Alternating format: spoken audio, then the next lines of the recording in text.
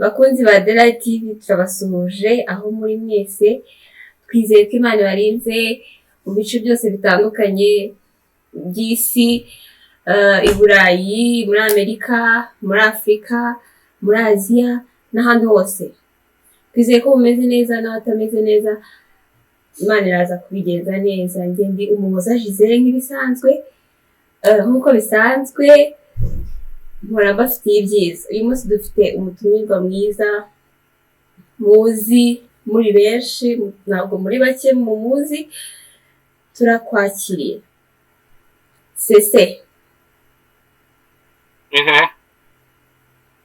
Karibu cyane. Mwakoze cyane. Nishimiye kubana namwe uyu munsi.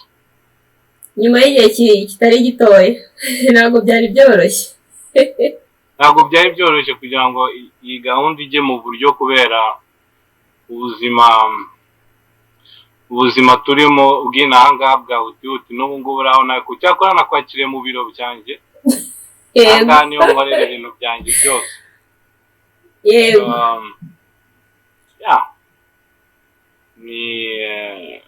Ni gute nakubwira, nibwo buzima twe twiberemo, ni hutihuti. Nta kanya ko wari igihe upanga ibintu akazi kakakubana kenshi, cyangwa bikaba ngombwa ko ujya gufata abana, cyangwa se undi yarase train ugomba kujya kumwakira. Haba hariho ibintu byinshi, so byatumye iyi gahunda idakorwa igihe twari twayipangiye, ariko icy'ingenzi ni uko uyu munsi twabibashije, aba ndi kumwe namwe ngo tuganire. Tunagushimira cyane ko wadushakiye umwanya, uko byagenze kose wadushakiye umwanya. Nkuko numvisha abasore b'iki gihe n'inkumi z'iki gihe Kigali bavuga ngo nta birenze.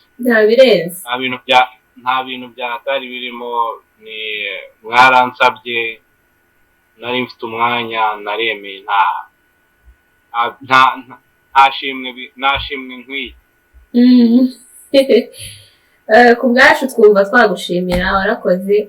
Ese Sese, ubundi amazina yawe yombi cyangwa yose ni ayahe? Nitwa Rudasingwa Cedric Sano, niyo mazina yanjye, ariko mu buto bwanjye ahantu nakuriye no muri famiye bakundaga kunyita Sese. Ubwo ni Cedric rero ni rigufi rya Cedric, usibye ko urumva njye nakuze nta n'umuntu ushobora kunyita Cedric. Hari aho nitwaga Sebalos, hari aho nitwaga Seba, hari aho nitwa Cedro, hari aho nitwa Cedru, biterwa n'abantu. Hari n'abandi banyita Se urumva Se gusa. Hari abantu benshi bakuranye twabwirukanye izina ryanjye kabisa, abantu batajya babasha kurivuga neza, baba bafite ukuntu barihina cyangwa se bongeramo izindi nyajwi.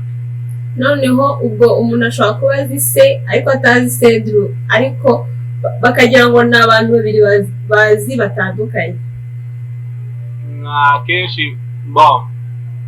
Akenshi hari abantu nyine, akenshi abantu benshi banzi, biterwa n'ibigihugu. Nyine ahangaha benshi banzi kuri Se. Se nyine mfite n'utundi dusirino twanjye, ariko Sese kubera imbuga nkoranyambaga abantu bamaze kumenya cyane Sese. Sese rero abenshi nyine urumva benshi baba bazi Cedric. Sese ubundi ni muntu ki? Ni umugabo se, ni umusore? Tubwire ubundi Sese ni muntu ki turi kubona? Sese ni umugabo wubatse, ufite abana babiri, imyaka 35 y'amavuko, wavukiye mu Rwanda mu majyaruguru.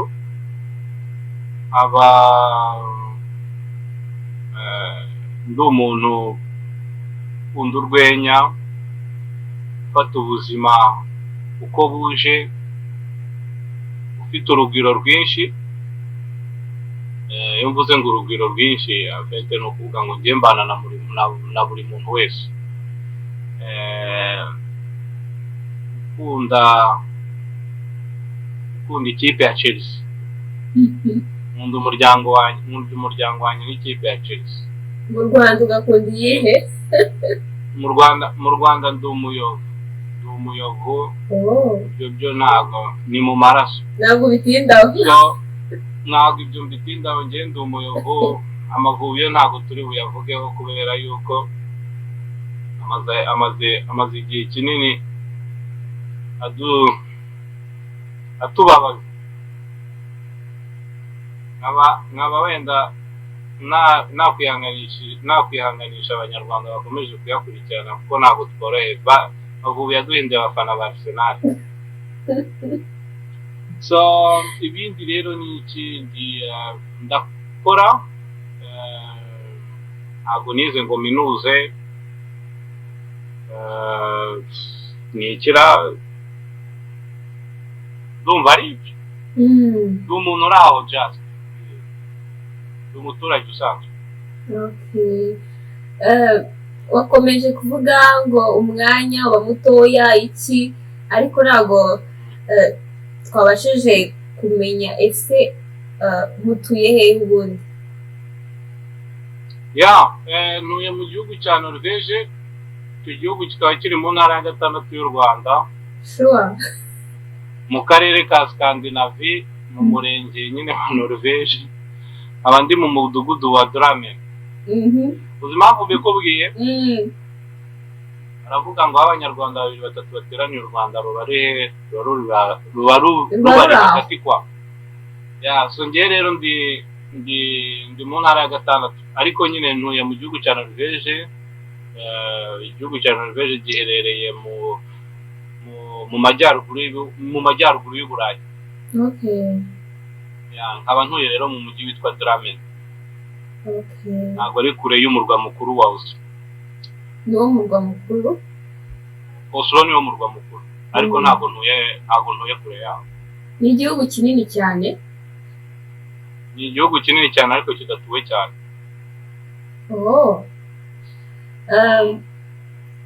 Uvuze kidatuwe cyane, mpita nibuka icyegeranyo nigeze gusoma, ngira ngo n'ubushize narabikubwiye, bavuga uburyo Norvège ari igihugu kidasanzwe, barongeraho yewe ngo ni paradizo. Ubwo ni ukubera iki?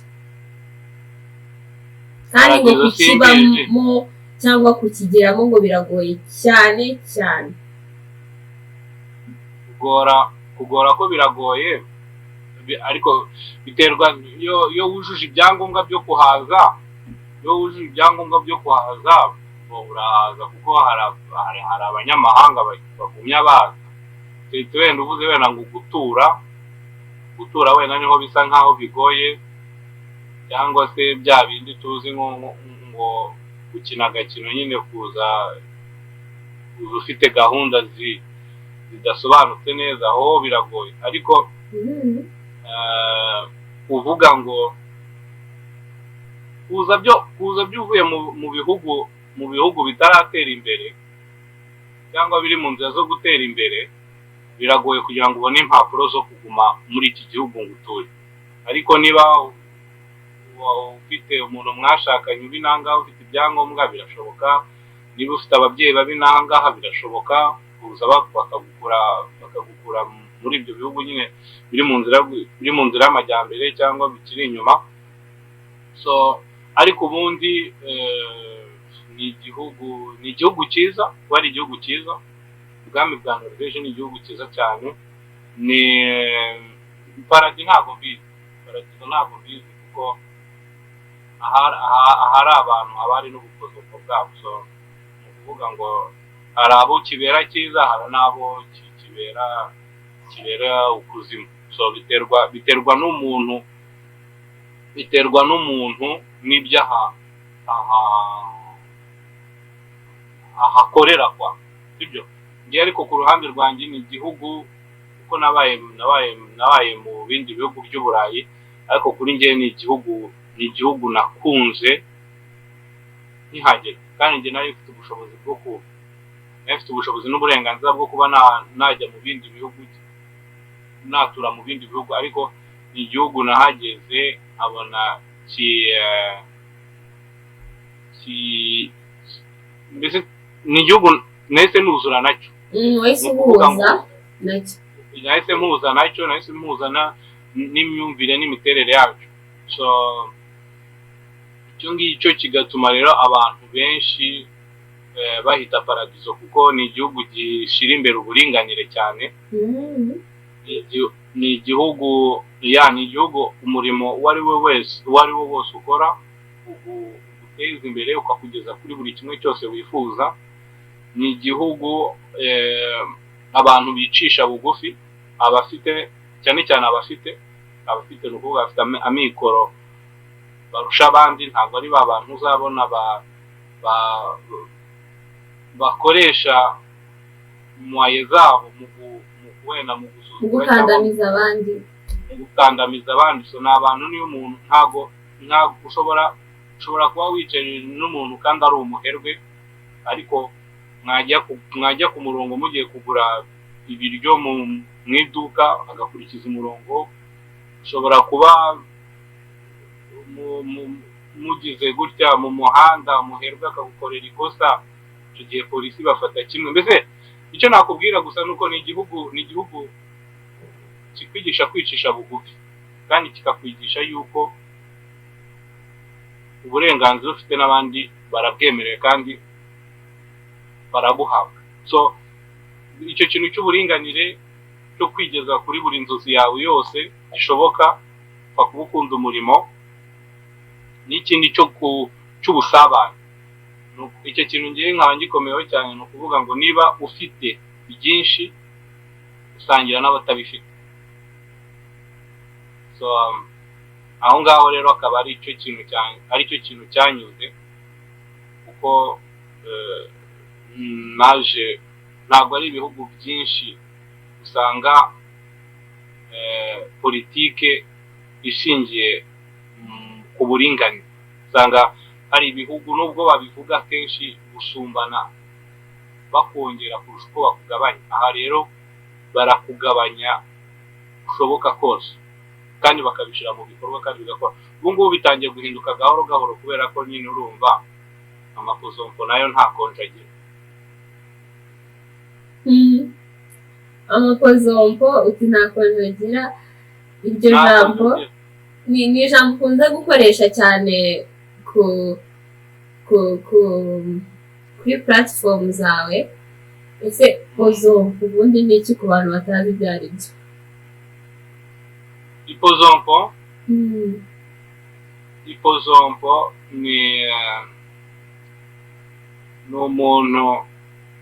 ni umuntu w'injiji, ariko ubujiji witera ubujiji. Uzi nk'uko iwacu mu Rwanda tubivuga, burya injiji mbi ni iyizi. Ipozompo rero ni umuntu uzi neza yuko ibintu ari kuvuga cyangwa ari gukora, azi neza ko atakagombye ko abikora, ariko akarengaho akabikora. Ni umuntu ukora ikintu kibi azi neza yuko ari kibi, cyangwa uvuga ikintu kibi azi neza yuko ari kibi, cyangwa ujya impaka ku bintu azi neza yuko ubona atakagombye kuba ajya impaka nabyo. So nicyo gisobanuro nawe mfite, kuko ngiye mu bindi byo byasa nkaho ndi gutukana. Ese ni ijambo wakuyeho ubundi kugira ngo urikoreshe cyane cyane mu butumwa utanga? Ni ijambo ryaturutse hehe? Ni ijambo nakunze kumva ndi mu bwana bwanjye. Mu rugo ni ijambo dukoresha, ni ijambo bamwe mu babyeyi banjye bakoresha cyane. So urumva yuko iyo ukuze yuko hari utuntu tugumana natwo mu gukura kwawe. So ni ikintu nagumanye, ni n'ikintu kiri gute nakubwira, ni nka kimwe kiranga abantu duturuka hamwe. Kuko burya buri bantu bose bagira uburyo bakoresha ururimi rwabo. So njyewe guturuka mu muryango naturutsemo iryo jambo rikorwa cyane, niyo mpamvu ndishira imbere kurusha andi majambo yandi, kuko ntago rivugitse neza, kandi iyo uryumvishije ntabwo utekereza yuko hari andi majambo nagakoresheje ariko bikumvikana nk'imvugo nyandagazi. Ariko ryo usanga riri tolerable, riritonze muri makeya, wenda rifite ikinyabupfura, rifite ikinyabupfura ariko rikagira nabwo uruhande rurimo byenda guseka, harimo urwenya ukuntu. Yego. Ese twakomeje kuvuga ko uri Norvège, ntabwo ngo twamenye ese umazeyo igihe kingana gute? Muri Norvège mpamaze imyaka cumi n'irindwi, cyangwa bizaba byaraje ku myaka 17, 15. Anyway, hagati ya 17 na 16. Ni myinshi cyane. Ubwo ni ukuvuga ngo indi myaka wenda yabanjirije iyo 17 cyangwa 16 wari uri inyuma ya Norvège ariko atari mu Rwanda. Nabaga mu Bufaransa. Okay, wabaye igihe kinini i Burayi, bivuze ngo ushobora kuba warabaye inaha igihe gitoya cyane. Ariko mu kubyiruka kwanjye, nyuma y'ariya mahano yabereye mu Rwanda, muri ya jenoside yakorewe Abatutsi muri 1994, navuye mu Rwanda mu kwa karindwi k'umwaka. Njya mu Bufaransa, aho nagiye kubana na murumuna wa mama wanjye n'umuryango we, ariko nkaguma nza mu Rwanda igihe gitoya, ariko haza gatoya nkagenda. Noneho 2002 naje mba mu Rwanda h'imyaka 3 cyangwa 2, ntabwo mbyibuka neza, 3 cyangwa 2, 3. Noneho nicyo gihe kirekire narabaye mu Rwanda. Noneho hita mpava njya mu Bufaransa kugira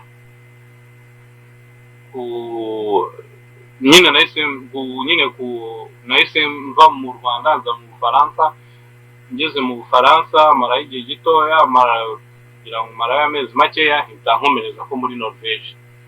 So Norvège ho ikanyiturira kwa narahageze, nta bintu mbese plan yanjye yari vacances kugira nkataha, ariko mpageze nsanga umuryango njye naje masanga umuryango uryo nicyo kintu gihe cyagiye kinyorera mu rugo nagiye mbamo, nuko hano hose najyaga nahasangaga umuryango, abantu ba hafi, barumuna ba mama.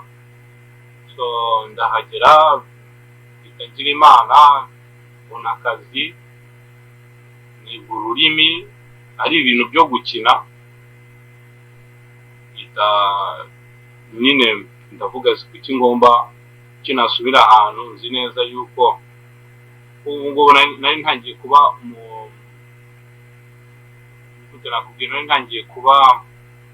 umuntu mukuru, nari ntangiye kuba umusore ukeneye ipantaro, ukeneye keshi, iki n'iki. So ndavuga kuki nasubira mu Faransa ahantu wenda akazi kagoranye kubona, cyangwa niyo wanakabonye katishyura neza, kandi ahangaha ndahantu mpembwa amafaranga meza kandi mbasha no kubifatanya n'ishuri. So mpitamo kuguma muri Norvège. Nta kindi kwa ndahaguma, none mumaze imyaka 10 numvise waramaze igihe gito mu Rwanda, ntabwo wajya uhatinda cyane. None kuba uvuze ikinyarwanda cyinshi ushobora kuvuga paka nta gifaransa kirajyamo nta cyongereza kirajyamo, ni ukubera iki biba byaragenze gute? Kuko impamvu mbivuze, hari abantu bagera mu mahanga uko byagenda kose niba bamaze imyaka 5 cyangwa 3 ukumva ibintu byarivanze by'ururimi, ni ukubera iki? urumva ntago ngiye najya gusobanura impamvu zabo. Buri muntu burya afite impamvu ze, afite n'imbogamizi aba yarahuye nazo zo kugira ngo urwo rurimi ntaba ruvuga neza. Ariko njyewe nta izo mpamvu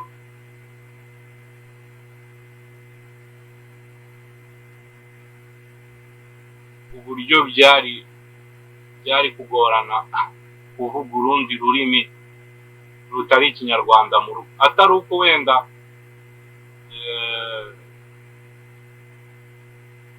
mbese ngewe mbishaka, kuko ukubwiza ukuri ntabwo ari gutya navuze ikinyarwanda. Ikinyarwanda cyagiye kiza kubera kukihata kwanjye no gushaka kukivuga neza, kuko numvaga hari ipfunwe yo kugera mu Rwanda ngo njye ngumya nkivanga n'indimi zo mu mahanga, kuko byatumaga abandi bana nkina nabo cyangwa nganira nabo bambona ukundi, abona kandi iryo jisho ryandebaga ukundi njye ntabwo narikundaga. So bituma rero nihata ikinyarwanda kugira ngo maje kuzajya nkivuga ku buryo umuntu adashobora kumenya aho nturuka, cyangwa adashobora kumenya ni gute nakubwira background yanjye. So na ikindi cya kabiri, burya iyo warezwe, ngewe nabanye igihe kinini na mama mukuru wanjye. So igihe kinini, ariko nanjye naba nkabije ko maze kuba mukuru, urebye ntabwo ari igihe gito, ariko igihe nabanye nawe cyaranyukamye, cyangumyemo ku buryo imyumvire yanjye myinshi yayigizemo uruhare, cyane cyane nk'iyo ngiyo y'ururimi, yo kuvuga ngo nzakora ibishoboka byose ku buryo ninganira nawe udashobora kuvuga ati uyu muntu kuko izo ndimi zo mu mahanga nazo zivuga neza, zivuga nk'abanyagihugu babo, ariko banumva nta shema ririmo kuzajya ngende imyumvire yanjye, numva nta shema ririmo kuzajya mvuga ngo urumva j'étais avec cette personne hanyuma ça n'a pas marché, mais I'll call you later and then we won't talk about this, ariko rero wibuke yuko I've got someone to pick up later on. Uri kumva ntago mbona nta shema, mbona harimo uburyarya, ari ugushaka hari ukuntu uriho uratanga ishusho ritari ryawe, sibyo? Ariko bitandukanye n'umuntu koko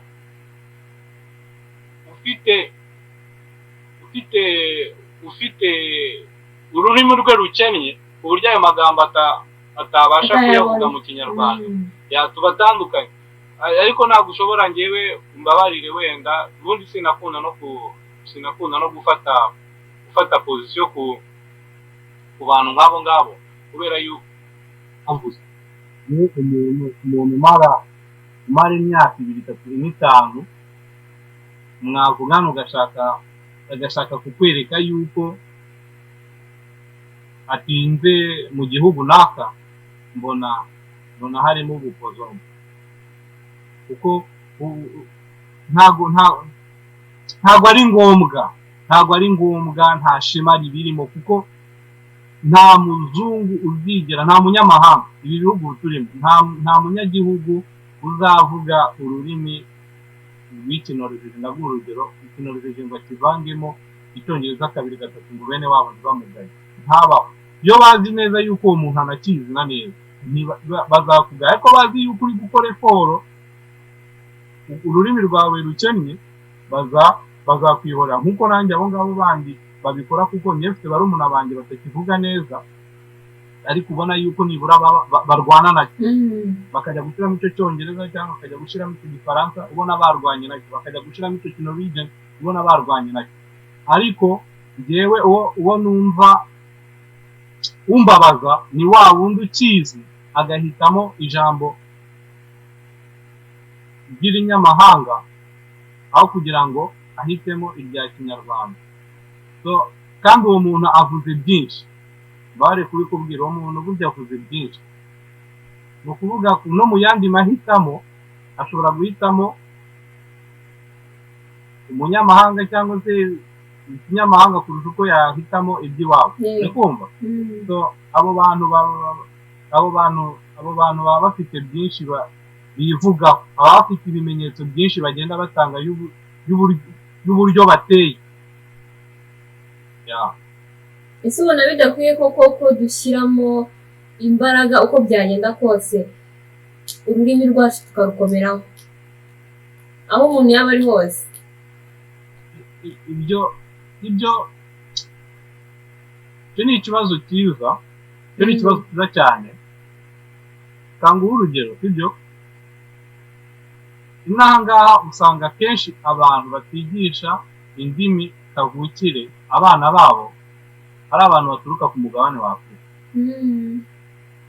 ariko ugasanga abandi n'umwana aramutinza kujya kwinjira mu ishuri kugira ngo abanze yige icyarabu cyangwa se igikiriki cyangwa se igiparsha igisomali kugira ngo umwana azaze muri iyi sisiteme ariko afite indangagaciro z'iwabo. hari ukuntu abantu babigaya ariko ngewe mbona ari ikintu gikomeye kuko iyo urebye ibyo bihugu uburyo bikomeye usanga uruhare rwa buri muryango mu guha indangagaciro umwana ari rwakurwana ku gihugu cyabo kugira ngo kitazimira cyangwa kugira ngo abana babo nubwo ari abanyagihugu b'inaha ngaha bibuka aho baturuka. Burya umunyarwanda wavuze ngo agahugu katagira umuco karacika yari yatekereje yari yashishoje kuko ururimi ruri mu bintu bicigatiye umuco. Ururimi iyo rucika umuco uba ucitse nk'amaguru uri kumva. So umuco ucitse amaguru ntabwo ubasha kugera ku bawukeneye aho bari hose. Icyo gihe rero iyo batabibagezeho u Rwanda ruba rwambuwe amahirwe yo kugira abana bazarurwanaho, abana bazaruvugira, ubwenge bukeneye, ubuvugizi bukeneye, ingabo bikenewe uri kumva. So burya kugira ngo burya hari ukuntu uvuga ngo ngo turiya ngo ni akantu gatoya burya kugira ngo igikorwa kinoge bikeneye kunoza twa tuntu dutoya. Utatunojeje ntabwo umuntu azatandukanya igikorwa cyiza n'igikorwa kibi. Burya kunoza kwita ku tuntu dutoya nitwo twerekana uburyo deja n'umuntu yitabira igikorwa arimo, uburyo gute nakubwira muri makeya. Ururimi umuco ni ikintu gikomeye kurusha amikoro ku gihugu. Wenda ushaka kuvuga gute kuko nta rurimi nta bumenyi. Ubumenyi ntabwo buhererekanya. Ubumenyi budahererekanye ubukungu ntabwo tubugeraho. Ubukungu tutabufite igihugu kirapfa. Ni ka kantu bita gatoya ariko mu mashini gatuma moteri idakora.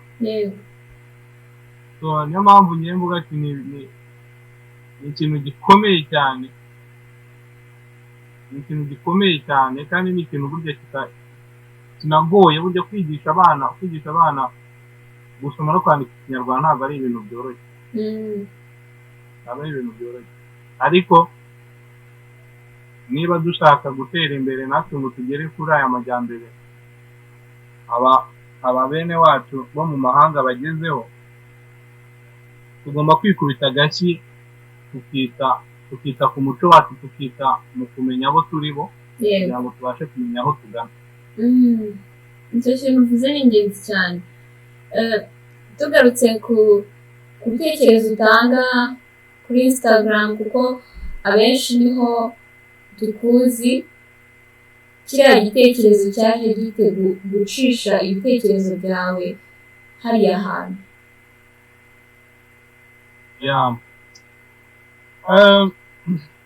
byatangiye ari igiparu habaye sinzi nakundaga ubundi kera mbere yaho nakundaga kuganira ku mupira w'amaguru nkavuga nyine nkatanga amakuru y'ibyabaye muri shampiyona yo mu Bwongereza ko ariyo nkurikira cyane noneho nshiramo nsembura inkuru zanjye kumva nshiramo n'urwenya noneho abantu mbona barabikunze barabirebye n'iki noneho kubera impamvu z'akazi n'ibiki byose nza gucika intege hari igihe ntabikoze ariko rimwe sinzi ukuntu nagiye kwa muganga mbona n'umwana w'umuhungu twari duturanye waranyweye ikiyobyabwenge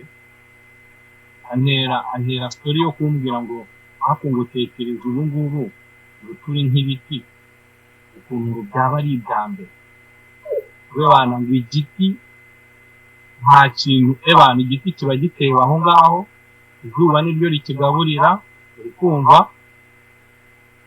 ntago kidepurasa ngo ntigikonja ntigishyuha mbese ambwira ibintu byinshi ngo nyine nibajije ubuzima bwanjye ari iyo story nyine nitambutsa ku rubuga abantu barayikunda bya hatari noneho ariko hari akamesaje ariko nkabona abantu bibanze akamesaje natanze ko kuvuga nyine ibiyobyabwenge kubyitondera reba nk'ubu ngubu uburyo biba bikuyobeje ubwenge ukaba wiroturuka kwa muganga ukaba ufite ibibazo byo kwibuka ibiti n'ibiti mbona abantu bibanze kuri ako kantu bavuga ati nubwo bishekeje hari mesaje ndongera nkora kandi kayiswari mbona abantu nanone barakemye noneho ikintu cyaje kubishyira ku rundi ntera korona ije nateye iswari nateye akayiswari kavuga ngo ubu ngubu kwitamura ambe gusura biruta kwitamura ni ukuvuga ngo ubu ngubu witamuye abantu bahita bagutekaho ibintu byinshi ariko ucuruze nta kibazo so abantu nabwo mbona audience iriyongereye hano nandi kumwe kugira ngo nyine story nyigabanye ni ukuvuga nandi kumwe n'umutipe w'inshuti yanjye tugendana umuntu wanjye wa hafi nyine buri gihe duhora tujya impaka ku bintu bitandukanye ku masije yose atandukanye n'iki byose noneho nkamubwira urabona abana urubyiruko rw'iki gihe ntabwo rwumva ibiti n'ibiti noneho arambwira ati ariko ubundi wowe usibye guhora witotomba hari ubikoraho iki ubundi wowe arambwira ati ufite platform utapita benshi bagukurikira kuki inkuru zawe utazajya uzicisha wazajya ushyiramo utumesaje noneho ukareba mbikora ari ugukina nkabona nyine abantu banyandikira bambwira ati imana nishimiye ibintu wambwiye byagize undi wanyubatse ibiti noneho mbona bigiye ku yindi ntera navuga ati kuva ku 2,000 3 4 5 6 numva ngenda umupapa hari ibintu njye ntanitayeho kuri kumva abantu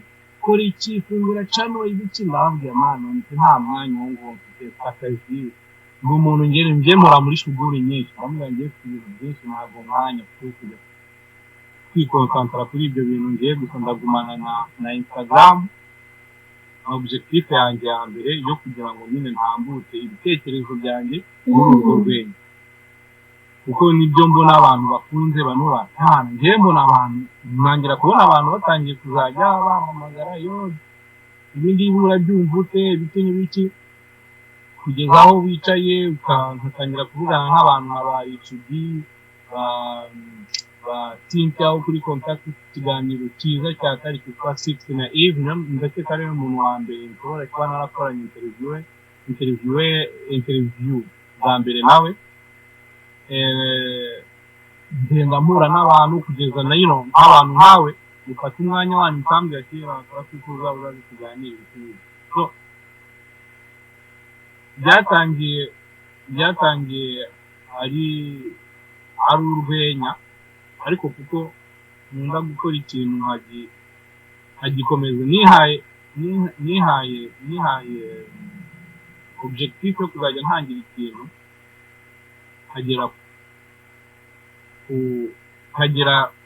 kagera ku mwisho wacyo. Yego, umwuzuro wacyo. Ni ukuvuga ngo ubu ngubu naravuze ati abantu nzabikora mpaka abantu bancitse bakavuga ati abantu twakurambiwe. Ariko mu gihe abantu bakinyumva, mu gihe abantu bakinyereka urukundo, mu gihe abantu bakinteze amatwi, ku rwego rwanjye nzavuga ibituma abantu umubyizi wabo uhinduka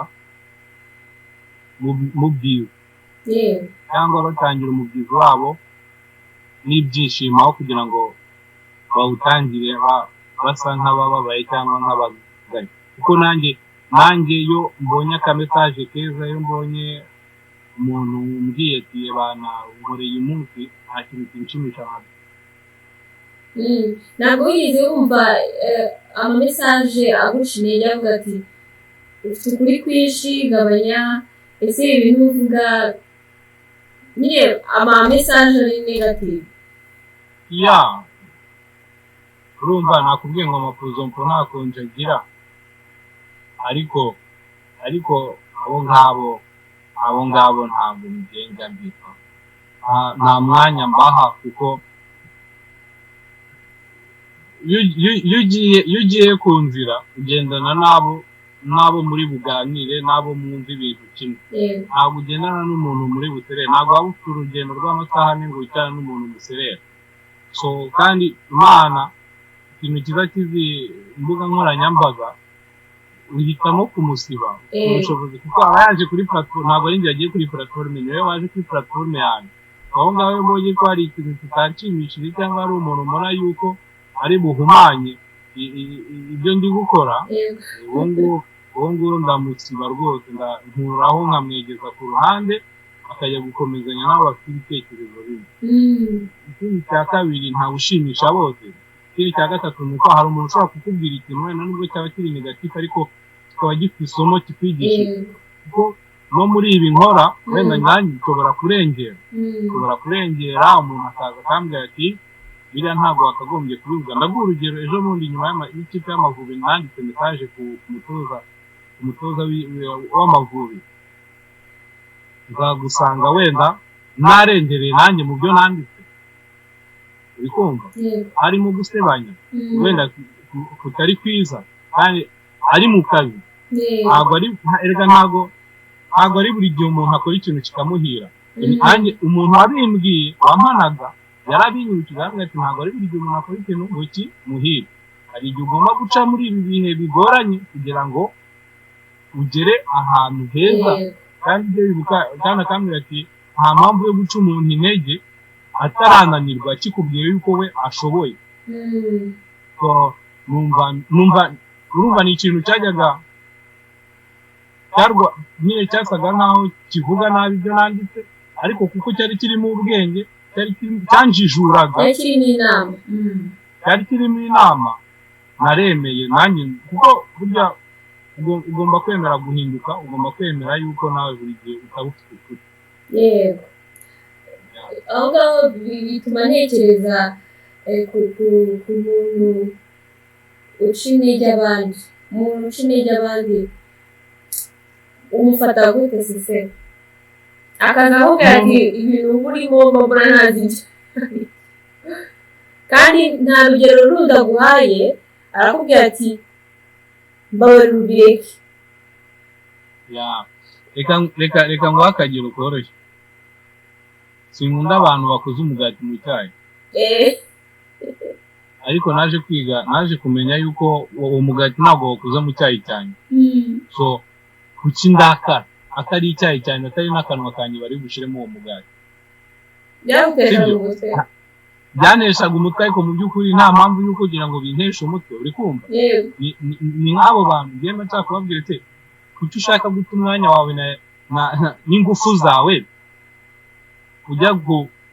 ujya kurwanya ikintu udafiteho ubushobozi. Uri kumva? ntabwo reka ngo icyambere cyo ntabwo ufite telefone yanjye, ntabwo ngurira amayinite, sibyo?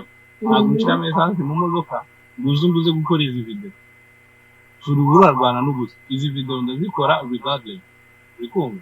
Icyaba cyose ngende bubikora.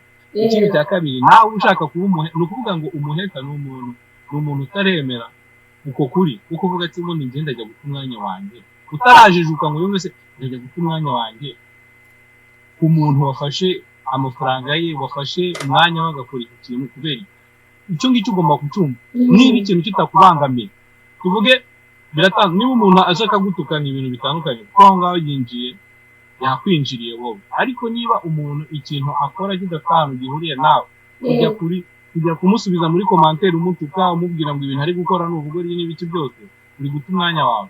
Icyo ni ukuvuga ko ntabwo urisobanukirwa, ntabwo wiha agaciro. Uko wiha agaciro waba uzi ko uri kwiyandarika, kuko hari abantu bari bukubona bavuga kumva uyu mutipe ni gutya atekereza, kumva uyu mudada ni gutya atekereza. Uri kumva? Wiyandarika bikuze hanze. Niyo mpamvu nkubwira ngo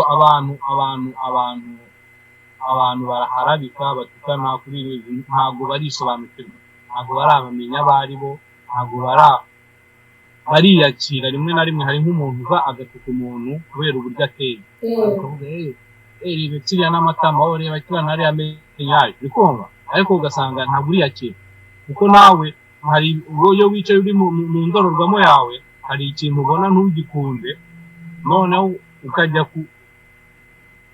wa mwuka mubi ukajya kururuka muri komanteri z'umuntu udafite ahantu ahuriye n'ibibazo byawe byo mu mutwe. Uri kumva? abo ngabo ntabwo ugomba kubataho umwanya, kuko bafite byinshi barwana nabyo, kandi wowe ntabwo ugomba kujya kubatiza ingoma mu bugoryi bwabo basubiza. Abavuga gutiza ingoma kubatiza umurindi muri ubwo bukozompo bwabo, urabihorera tubobaga bakadamangira bagahora muri ubwo buroko bwabo. Tugarutse ku Rwanda, ese ni iki ukundira u Rwanda ubundi? Ni iki nkundira u Rwanda? Ukumva iki kintu gihora ku mutima. Ni iki warwangira ubundi? Hari ushobora kuvuga ati rwose nta kidasanzwe. No. Abanyarwanda turi abantu bihariye, turi abantu b'agaciro, turi abantu beza. Ni iki nkundira u Rwanda? U Rwanda ndukundira ibintu byose. U Rwanda ni kera ntabwo nari nzi uburemere bwabyo, maze umwaka umwe nta muntu uri mu kigero cyanjye nganira nawe mu Kinyarwanda, maze kumenya ko hari abana tujya tungana nako turi mu kigero kimwe, bari batuye isaha imwe ahantu nari ntuye. Iyo nagiraga umwanya nta kindi natekerezaga, kujya guhura n'abandi bantu havuga Ikinyarwanda, tukibutsa. Noneho Imana irankorera n'akantu keza, bari n'abana b'inyamirambo, abana twakuranye tuziranye, bazi mu rugo, nzi n'abo mu rugo iwabo. Uri kumva? Nta kintu cyari gishimishije n'ikimwe, ariko fasi yo kuvuga Ikinyarwanda gusa, ibyo kwicara hamwe ngo muvuge Ikinyarwanda, nibwo naje kumenya ngo ibi bintu ari iby'agaciro. Ni nabwo nabwo uha agaciro umuco wawe umuco wacu ukanawukunda kurushaho kuko inanga ugenda uhura n'imico y'abantu itandukanye ariko ukaza kuvuga ati yaza ko ari umunyarwanda ntabwo wabikoze kuri ibi yaza ko ari umunyarwanda ntabwo wavuze gutya yaza ko ari umunyarwanda ntabwo uri kumva biba byoroshye biba bigenze gutya uri kumva ko gutinda inaha ngaha biri mu bintu nabyo bikongera urukundo ku gihugu cyawe no ku bantu bawe kuko burya igihugu ni abantu u Rwanda ndukundira byose kabisa imiterere ntabwo ushobora kumva nk'urugero nari maze imyaka bwa mbere ntaha mu Rwanda ku mafaranga yanjye nari maze imyaka 5 ntagera mu Rwanda narahageze umwuka guhura n'abantu guhagarara nababajwe gusa n'ikarito ko nta karito yari ariko guhagarara nawe umuteko w'ikarito mugatera story ukamubaza ukuntu tugezweho kujya mu kabotike kujya ahantu wari usanzwe ujya kugira mu kabotike ko muri karito ukicara tugatangira bari abantu bari bafite amabanga bari bakadogo na bamurokore kadogo murokore kazungu bari aba Evan nibaza impamvu bagira ayo mazina gusa kadogo murokore gasongo n'ahantu ni ukuvuga ngo ibyo bintu byose ndabyibuka yuko nageze mu rugo kiri igikapu mu rugo twari twarimutse kiri igikapu mu rugo feri ya mbere akamoto narindi mu biryo ndi kurya capati asusa n'ibishyimbo ebana havuye nicara hariya ku tubaraza kwa Mayaka numva sasa ibigezwe ahantu ho kugi Kigali ni umuntu ugezweho umukobwa mushya ibiki filime igezweho sinema igezweho ikipe amakuru y'amakipe yo mu Rwanda ibintu byose ukicara ukavuga wow ndi mu rugo uzi kumva gusa yuko ugutwi kwawe ahantu handaritse ugutwi kwawe hose wumva ikinyarwanda ubundi wari umenyereye kumva icyarabu ikinorize icyongereza igikiriki ariko noneho hose ibintu byose ni ikinyarwanda ahubwo noneho hari akantu kandakaza nuko yuhageze abantu bose baba bashaka kukuvugisha mu byongereza cyangwa mu Gifaransa ako kantu ngiye kari mu bintu bita binkura muri mudu kagera ku muntu agatangira kukwivugisha ibintu byinshi ukamubwira ati umva gato Igifaransa cyane ni cya Makoline mbabara twivugira ikinyarwanda ese tugarutse kuri Norvège gatoya ni akahe kazi umuntu uko byagenda kose ukigerayo ni akahe kazi abona mbese akigerayo ataramenyera ibintu byose uko byagenda kose akazi kahita kaboneka karazwi nta kazi ushobora guhita ujyamo utavuga ururimi rwawe keretse ugiye gukora mu tuzi nyine utuzi twabwihishwa ariko akazi kose ugomba kuvuga ururimi kandi wamenye ururimi nta kazi utajya gukora kuko nanga bavuga Ikinorvège ni ukuvuga ngo inanga yego ushobora kugira amahirwe uje inanga ufite mwene wanyu wenda ufite wikorera ku giti cye akaguha akazi nk'uko nanjye byambayeho ariko ubundi nta kazi uvuga ngo muraje ngo ujye oya inaha noneho kuko iyo uri muri habafite porogaramu yitwa nka introduction yo ku banyamahanga ni ukuvuga ngo iyo ugeze inaha ngaha bakubaza ikintu wifuza gukoramo ukagihugurirwamo ni ukuvuga mu gihe muri cya gihe uri kwiga ururimi ukanahugurwa no mu bintu by'akazi noneho by'umwihariko ukajyanwa hahandi wasabye wowe muri ya mashami wasabye wowe gukoramo avuga niba wowe wenda tuvuge wari nk'umuhinzi avuga ati ngiye burya guhinga ngiye kabisa ndabizi uri kumva ahubwo okay mu gihe rero uri kwiga ururimi kugira ngo noneho tubashe kugushyira muri sosiyete neza ugiye kwa kanaka mu murima we gutera ayo mashu barahinga cyangwa barahinga ariko bahinga bya kijyambere nta suka nta kintu ko ukuvuga ngo ikindi cya kabiri rero niba uri umumekanisi niba uri niba warakoze wenda kwa muganga, yego niba ibintu nk'ibyo ngibyo, so bo bagushira ahantu bakurikije impamyabumenyi ufite cyangwa se experience, ni ukuvuga ibyo ushoboye, ubumenyi bwawe. Ibyo ndabizi hari abantu bakunda kuvuga ngo abantu iyo bageze nk'ahangaha ngo bajya mu gukoropa, bakajya no kujya koza abasaza n'abakecuru, ariko icyo nshaka kukubwira biriya nabyo bisaba ubumenyi, ntabwo umuntu abijya. Ubu ngubu bisaba ishuri, bisaba certificate, ntabwo ubijyamo ngo kuko uzi gufata rakerete n'ibiki.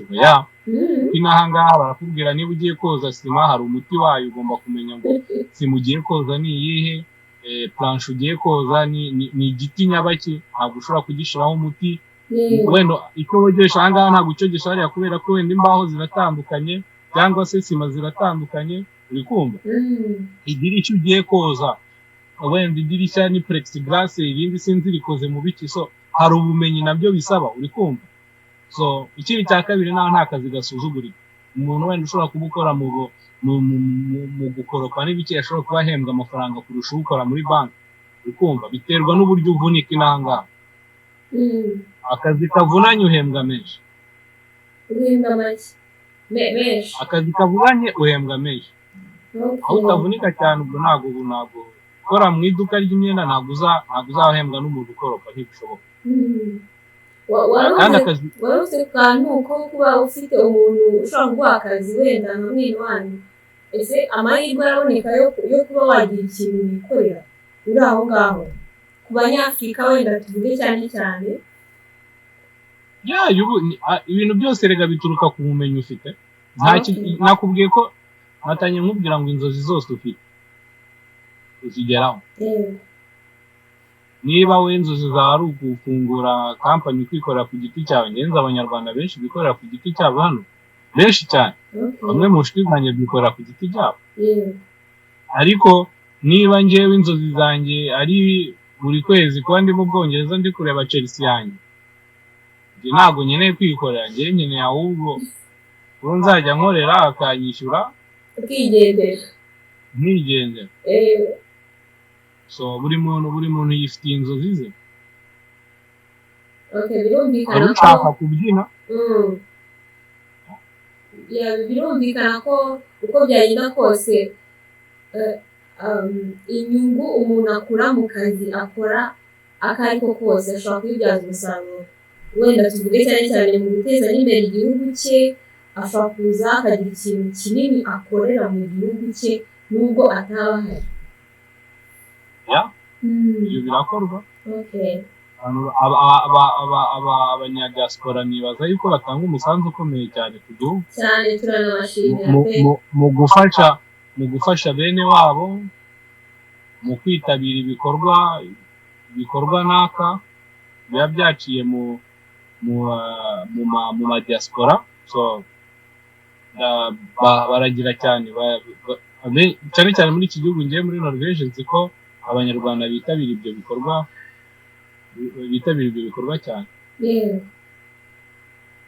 ese turi kugana ku musozo, ni nka wenda navuga ko ari parti imwe twari dusa nkaho dusoza. Hari umuntu wifuza kujya Norvège akabyifuza pe akabibota, urabyumva, uwo muntu ni ikihe cyizere wamuka amubwira ati birashoboka? Yego nibyo watubwiye ati inzozi zose zigeraho iyo ubishatse. Ese ayo mahirwe kuko arahari, kuko bishobora kubaho bikamworohera akaba yabona uburyo aza muri Norvège? niba kwije ibyangombwa byose bisabwa byo kugira ngo aze, nta cyatuma ataza. Niba ashaka kwiga we nta amashuri, biterwa n'amikoro n'ubushobozi uwo muntu afite mu kujya gushaka kuvuga ngo aje muri Norvège. Ariko icyo nzi cyo nuko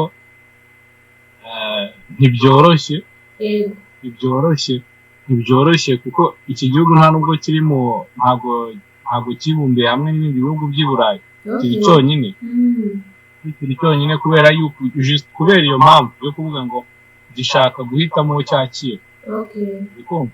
So ikindi cya kabiri njyewe ntabwo namuha ntabwo nshobora gutanga amakuru yizeye kuko njyewe byarambwiriye yego njyewe ibintu byose njyewe nagize amahirwe yo kugira abo babyeyi banjye bagiye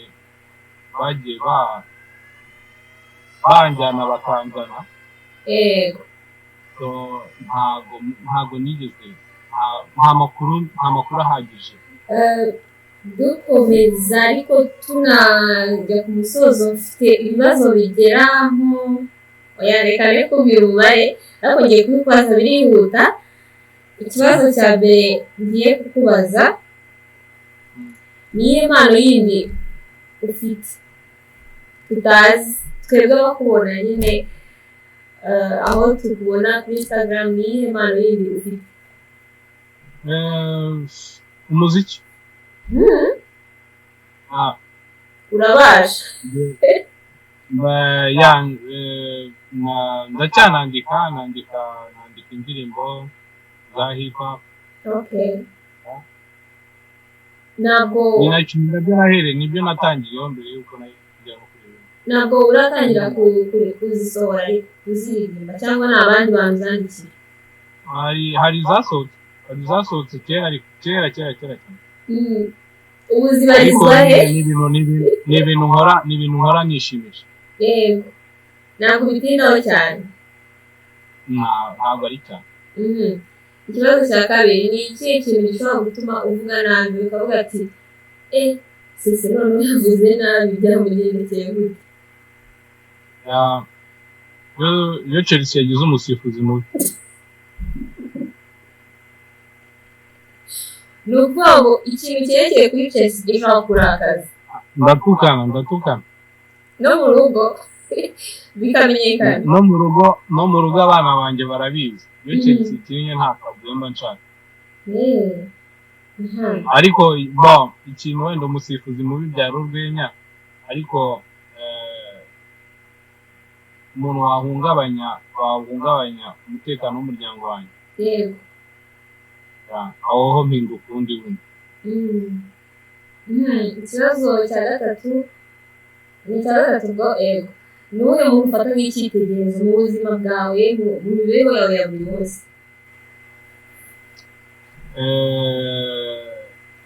ndatumbyara aracyari na murumuna wa mama wanjye wo mu Bufaransa birumvikana abantu barakomeye mu buzima bwawe cyane ariko ntabwo afite ngiye kukubwira ni tante wanjye wo mu Bufaransa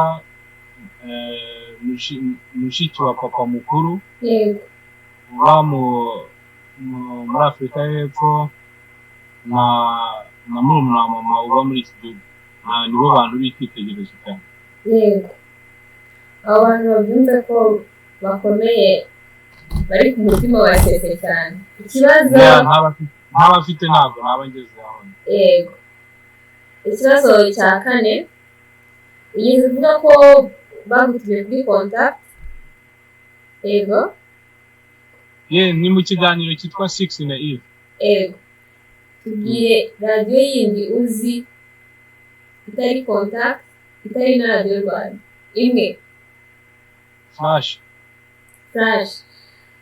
oya ntabwo ushaka ziriya zifite amateleviziyo radiyo Mariya y'igitaramo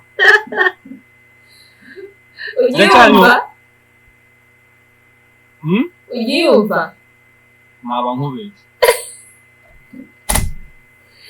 ikibazo cya gatanu ni ikihe kintu gishobora gutuma ugaruka mu Rwanda burundu ukavuga ati Norvège bye sinzagaruka ni iki cyatuma cyangarura mu Rwanda burundu ikintu cyangarura mu Rwanda burundu ikintu cyangarura mu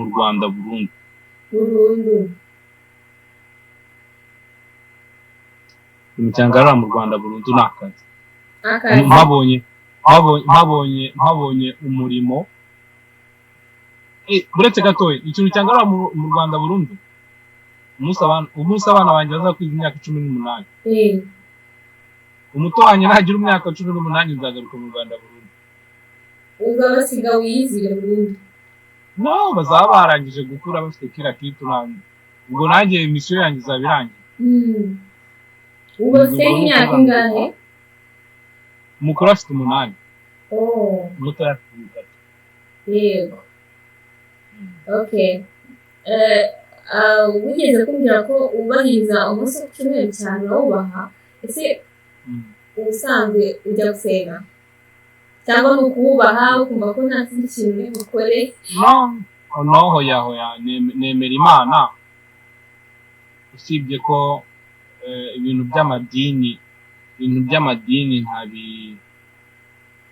ntabishiraho ibintu by'amadini tu ni ibintu ntitaho cyane ariko kubera ko narezwe igikatolike abana banjye nabo nabarereye muri iyo nzira mbarera muri iyo nzira nshikuga abana banjye bajya muri katikisimu dimanche nyine kujya gusenga kandi ni nabwo buryo bwiza buryo bwo kuba umwe muri community bwo gutanga umusanzu muri community yawe urimo kwa so yes yanjye ni muri ubwo buryo mbifata ariko ibigeze mu kwemera kwanjye nemera yuko Imana ngiye turagenda kuko mfite umutima nama wanjye niyo mpamvu bakubwiye ngo umutima nama harimo ijambo burya ry'ingenzi harimo Imana umutima Imana niyo Mana yanjye ni nayo Mana nizera ni ukuvuga ngo Imana iyo ifite ibyo imbwira ibicisha mu mutima nama yanjye kuko ngiye gukora ikintu maze niba ari cyiza cyangwa kibi uzi guteka cyane birusha umugore wanjye reka iyo uri mu rugo bagize amahirwe ngewe n'umugore wanjye yazi ko iyo ndi mu rugo mfite umwanya n'ibyo uteka ntabwo akora ku tuntu ni byiza pe uzi n'ubugari ukoraho n'akawunga ubugari nibwo afite ngenzi guteka wenda nzi guteka we azi guteka ibiryo bya Kinyafurika ariko ngewe nzi guteka ibiryo by'intangaha kuko narakoze no muri restaurant yego sese ujya umenya ibisakuzo sakwe banzi nka 3 kubaza kimwe nitaye kuri ibyo ngibyo uzi sakwe soma sogokuru aryo waboze umuneke kiri muri ibyo ngibyo wari uzi wapi nuko bivuze hita mbyibuka ese abana bawe ujya ubashishikariza wenda gusoma ikinyarwanda gushaka wenda nk'imigani cyangwa ibisakuzo twagize imana umuryango w'abanyarwanda n'aha ngaha ugiye gutangira kwigisha ikinyarwanda abana batoya ubwo ngubwo bizoroha ariko ngiye mfite n'amahirwe y'uko urumva bafite nyirakuru kandi nyirakuru n'umwarimu byabaye byiza kurushaho byabaye byiza urumva turacyari muri iyo ntera yo guhererekanya za ndangagaciro z'igihugu cyacu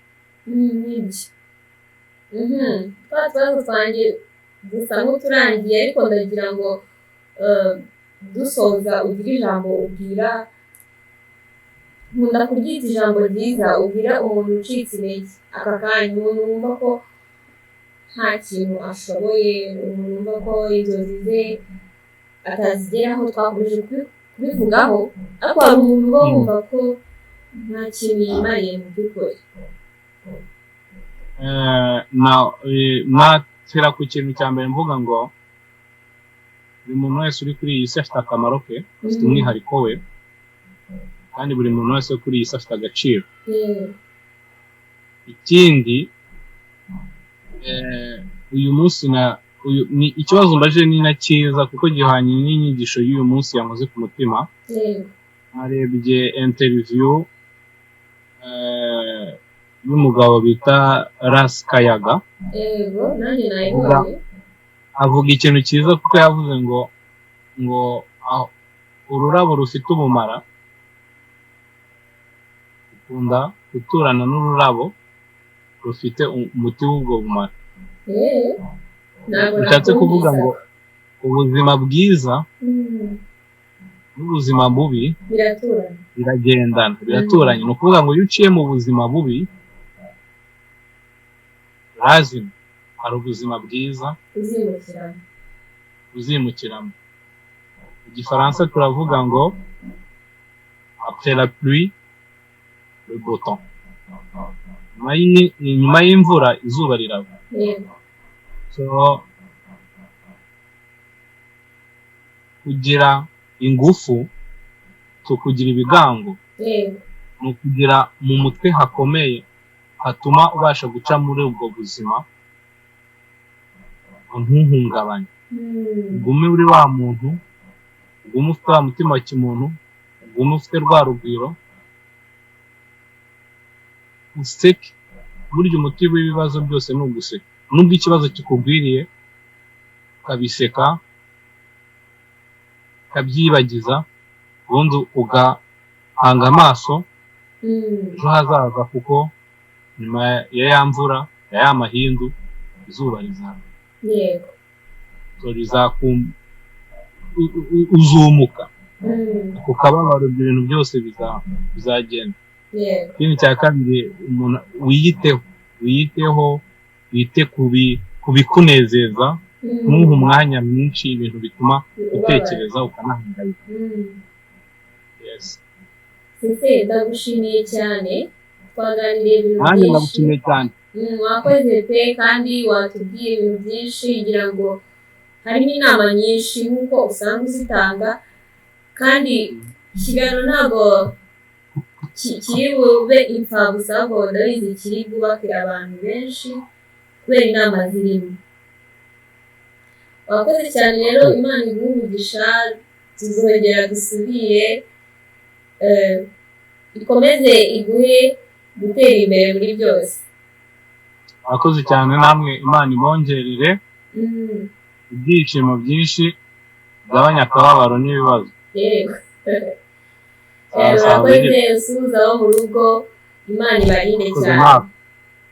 Turashimira n'abari badukurikiye kuri The Light TV, bakomeze bakore subscribe, like, share, baduhe ibitekerezo, biba bikenewe nk'uko Sese yabivuze, kugira ngo umuntu amenye aho akwiye kongera cyangwa no kugabanya. Imana ibarinde cyane, murakoze, bye.